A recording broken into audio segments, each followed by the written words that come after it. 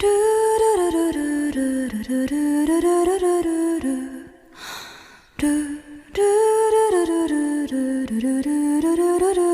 dalam jabatan Angkatan 3 tahun 2023. Best Practices dengan metode STAR.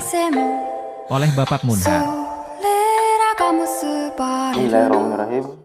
Assalamualaikum warahmatullahi wabarakatuh. Perkenalkan, nama saya Munhar, mahasiswa PPG dalam jabatan Angkatan 3 tahun 2023. LPTK Universitas Islam Malang, Unisma. Saya berasal dari Man Karangasem. Pada saat ini, saya akan membuat suatu best practice dengan menggunakan metode STAR untuk mengatasi permasalahan siswa dalam pembelajaran melalui pendekatan scientific learning dan TVET dengan model pembelajaran problem based learning berbasis 4C, communication, collaboration, critical thinking, and problem solving, and creativity and innovation untuk meningkatkan kemampuan peserta didik dalam materi kaidah pencacahan. Selamat menyaksikan.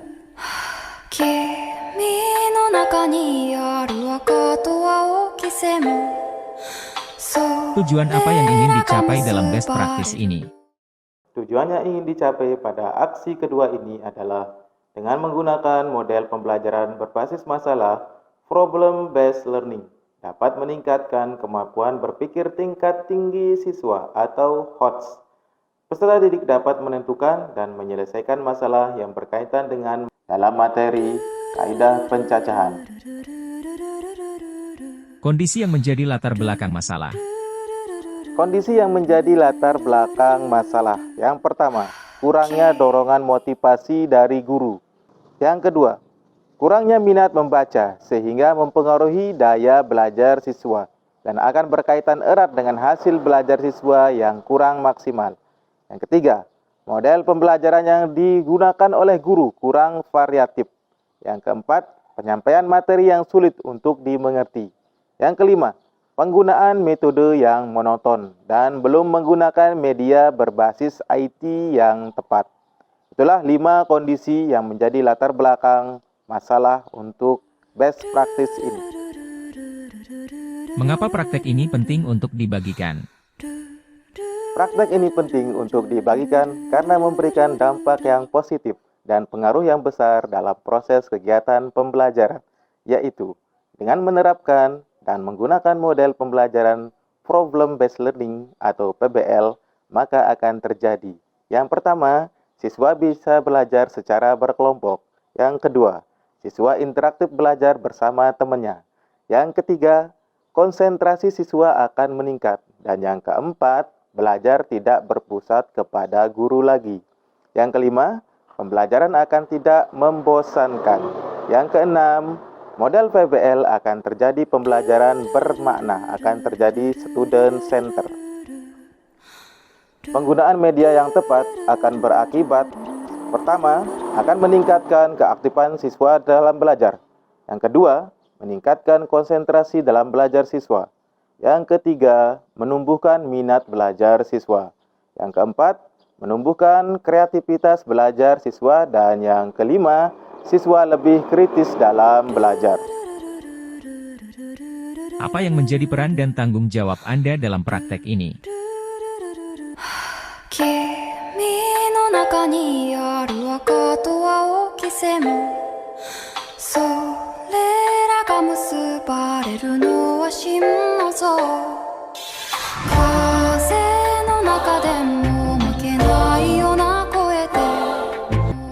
Apa saja yang menjadi tantangan untuk mencapai tujuan tersebut? Yang menjadi tantangan untuk mencapai tujuan ini yaitu, yang pertama, siswa belum terbiasa menggunakan model pembelajaran PBL. Yang kedua, siswa masih bingung terkait dengan langkah-langkah pembelajaran PBL. Yang ketiga, siswa juga masih bingung menyelesaikan soal dengan langkah-langkah pemecahan masalah. Dan yang terakhir, yang keempat, kesulitan guru dalam mencari masalah yang sesuai dengan karakteristik model PBL. yang dapat mengasah kemampuan berpikir kritis dan kreatif siswa, serta masalah yang diselesaikan harus relevan dengan kondisi siswa pada saat ini. Siapa saja yang terlibat dalam aksi ini? Yang terlibat dalam kegiatan PPL kedua ini yaitu 1. Saya sebagai guru untuk kegiatan PPL. Yang kedua, siswa kelas 12 sebagai subjek belajar. Yang ketiga, dosen pembimbing dan guru pamong sebagai pembimbing pelaksanaan PPL kedua. Yang terakhir, tim IT atau rekan sejawat yang membantu jalannya proses perekaman PPL kedua ini. Langkah-langkah apa yang dilakukan untuk menghadapi tantangan tersebut, atau strategi apa yang digunakan, atau bagaimana prosesnya, atau siapa saja yang terlibat, atau apa saja sumber daya atau materi yang diperlukan untuk melaksanakan strategi ini.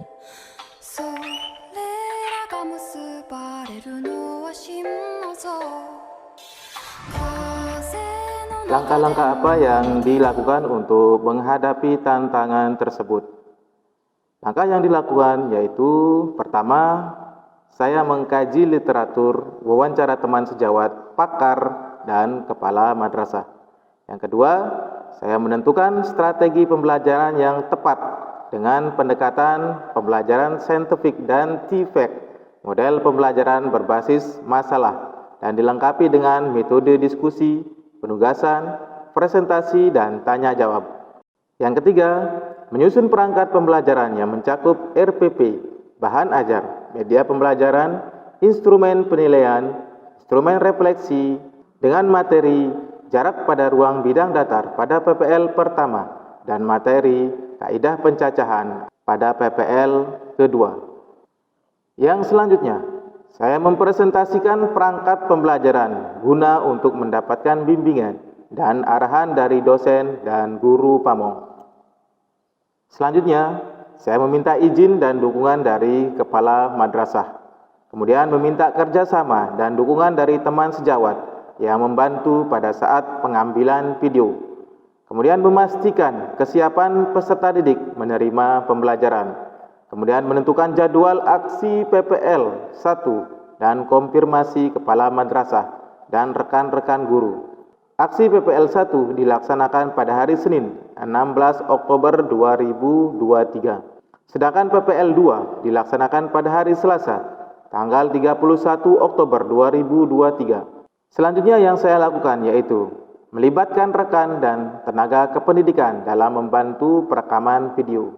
Selanjutnya mempersiapkan fasilitas dan media yang digunakan, yaitu ruangan kelas 12 IPS 3 saat PPL 1 dan kelas 12 IPS 3 juga sama saat PPL 2. Smart TV, laptop, bahan ajar, LKPD per individu, file Canva, lembar penilaian keterampilan, dan sikap. Aplikasi penilaian kuisis, spidol, internet, sumber arus, dan perangkat lainnya yang mendukung keterlaksanaan aksi PPL 1 dan PPL 2. Terakhir, pada saat aksi melaksanakan langkah-langkah kegiatan pembelajaran atau sintak pembelajaran model problem-based learning, yaitu orientasi pada masalah, mengorganisasikan peserta didik untuk belajar, membimbing penyelidikan individu maupun kelompok, mengembangkan dan menyajikan hasil karya, dan menganalisis dan mengevaluasi proses pemecahan masalah.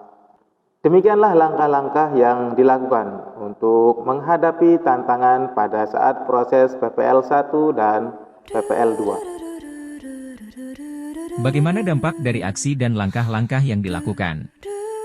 Dampak dari aksi dan langkah-langkah yang dilakukan yaitu: pertama, guru mendapatkan pengalaman mengajar yang lebih baik dengan menggunakan model pembelajaran problem-based learning dan penggunaan media inovatif berbasis teknologi digital pada PPL 1 dan PPL 2. Yang kedua, peserta didik lebih termotivasi dan antusias serta bersemangat dalam pembelajaran, terutama dengan LKPD terbimbing, media berbasis teknologi digital, terlihat saat observasi diskusi kelompok dan refleksi peserta didik. Yang ketiga, Peserta didik juga semakin aktif dan terampil dalam diskusi dan presentasi dalam kelompok. Yang keempat, dari hasil tes formatif menunjukkan hasil belajar peserta didik pada materi kaidah pencacahan. Peserta didik lebih baik berdasarkan hasil tes formatifnya. Apakah hasilnya efektif atau tidak efektif? Mengapa? Hasilnya sangat baik dan efektif karena peserta didik lebih termotivasi dan lebih aktif lagi dalam pembelajaran, serta peserta didik sangat antusias dalam proses pembelajaran berlangsung, mulai dari pendahuluan hingga proses pembelajaran selesai. Terbukti dari hasil refleksi proses pembelajaran menunjukkan sebagian besar peserta didik merespon positif, dan hasil dari tes formatif sebagian besar baik PPL 1 maupun PPL 2 dapat mengerjakan soal dengan tepat. Bagaimana respon orang lain terkait dengan strategi yang dilakukan? Respon dari kepala madrasah berdasarkan wawancara, responnya sangat positif dan mendukung penuh atas kegiatan pembelajaran yang telah dilaksanakan. Respon dari teman sejawat berdasarkan dari wawancara yang telah dilakukan, yaitu merespon sangat positif. Respon saya terhadap pembelajaran yang dilakukan oleh Bapak Munhar ketika beliau menggunakan model pembelajaran problem-based learning yang dipadukan dengan media IT ternyata dapat menarik minat siswa dalam belajar, dan hal itu juga lebih membuat siswa memahami apa yang mereka pelajari.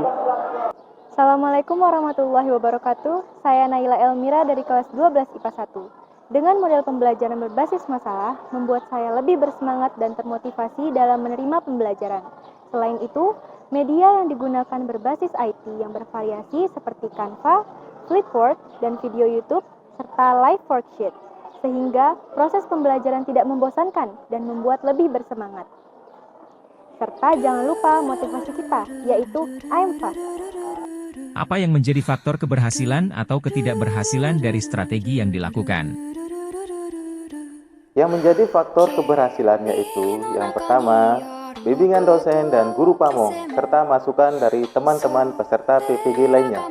Yang kedua, dukungan kepala madrasah dalam memberikan izin dan rekan sejawat yang turut membantu mempersiapkan sarana alat dalam proses perekaman kegiatan pembelajaran. Yang ketiga, kerjasama dari peserta didik di kelas 12. Yang keempat, dapat mengantisipasi atau mengatasi tantangan yang dihadapi sebelum dan saat pelaksanaan PPL Aksi 1 dan PPL Aksi 2. Yang kelima, komitmen peserta PPG, yaitu diri saya sendiri, dalam melaksanakan rencana aksi yang telah dibuat.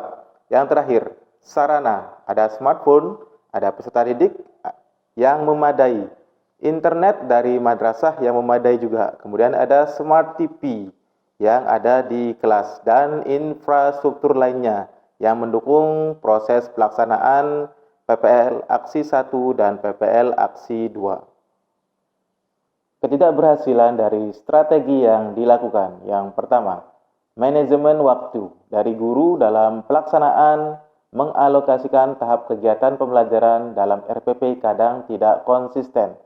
Yang kedua, adanya kendala audio di proses perekaman di kamera statis saat kegiatan PPL 1. Selanjutnya, ada beberapa peserta didik yang tidak aktif dalam proses diskusi kelompok. Apa pembelajaran dari keseluruhan proses tersebut? Apa pembelajaran dari keseluruhan proses tersebut? Yang pertama, guru diharapkan dapat merencanakan pembelajaran dengan maksimal. Kedua, guru diharapkan bisa lebih kreatif dalam memilih dan menggunakan model pembelajaran yang efektif sesuai dengan materi dan karakteristik peserta didik, sehingga pembelajaran yang diinginkan akan tercapai.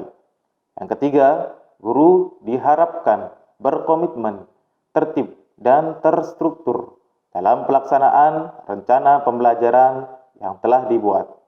Yang keempat, peserta didik lebih aktif lagi dan motivasi belajar peserta didik dapat meningkat. Yang kelima, pembelajaran lebih bervariasi dan lebih interaktif dengan suasana tidak membosankan. Yang keenam, pembelajaran lebih menarik dan bermakna dengan bantuan media pembelajaran yang inovatif dan berbasis teknologi digital. Demikian pemaparan kami tentang best practice yang telah kami lakukan. Billahi taufiq wal hidayah. Assalamualaikum warahmatullahi wabarakatuh.